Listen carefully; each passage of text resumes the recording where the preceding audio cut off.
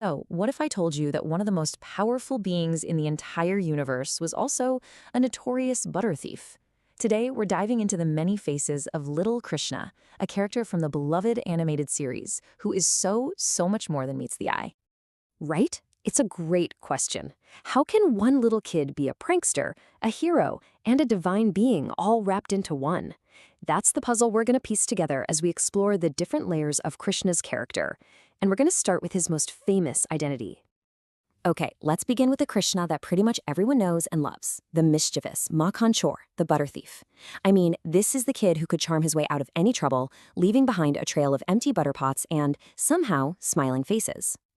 You've got to picture this. The gopis complaining to Krishna's mother, Yashoda, was basically a daily thing in Vrindavan. But you can just feel that underneath all that frustration, there was this deep affection for the little guy who brought so much life and laughter to their village. And look, Krishna's butter heists were not simple snatch-and-grab jobs. Oh no. These were elaborate operations. He was a master planner, a natural leader, always one step ahead of the grown-ups. This wasn't just mischief. It was basically performance art. And this, right here, this captures the beautiful contradiction of Krishna's childhood. The gopis' words are saying one thing, but you know their hearts feel something completely different. They complain about the mischief, sure, but secretly, they absolutely love the joy and excitement he brings into their lives. And his pranks went way beyond just stealing butter. He was a master of illusion.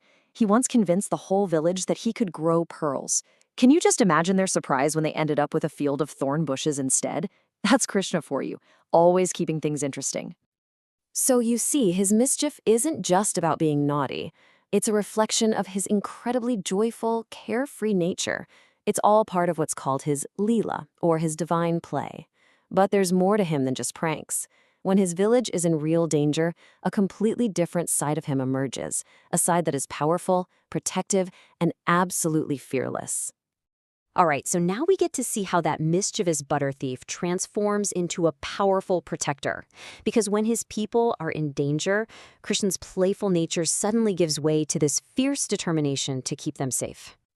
You see, Vrindavan was a pretty peaceful village, but it was constantly under threat from the evil king Kansa. Kansa would stop at nothing to destroy his nephew, Krishna.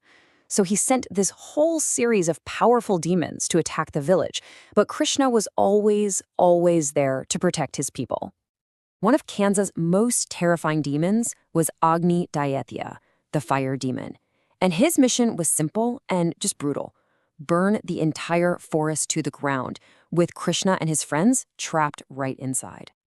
But Krishna was no ordinary kid. While all his friends were trembling in fear, he just calmly faces the fire demon and, with a power that just defies all explanation, he extinguishes his flames, saving the forest and everyone in it.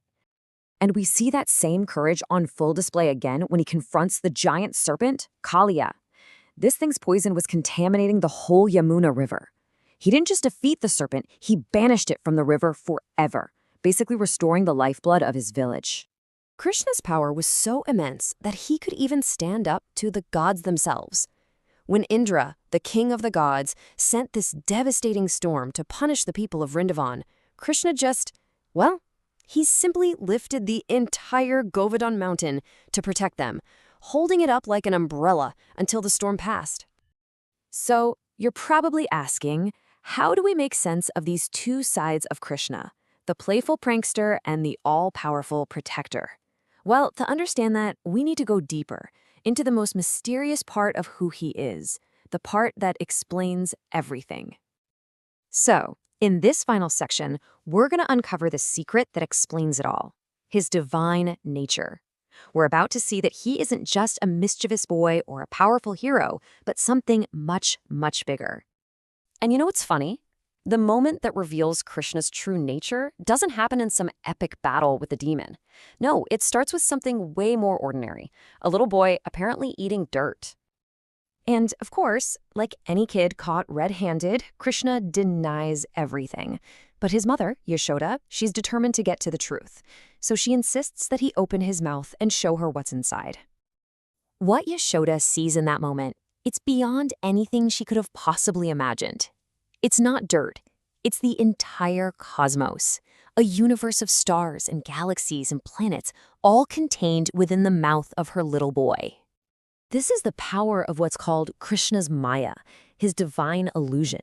It's this incredible ability to hide his true, cosmic nature behind the mask of a playful child. So what Yashoda saw wasn't a trick, it was a tiny glimpse of the infinite reality that is Krishna. And this wasn't the only time his divine nature was revealed. There's another story where he frees two demigods who were cursed to live as trees, a feat that only the great god Vishnu was supposed to be able to do. It's yet another massive clue to the true identity of this remarkable child.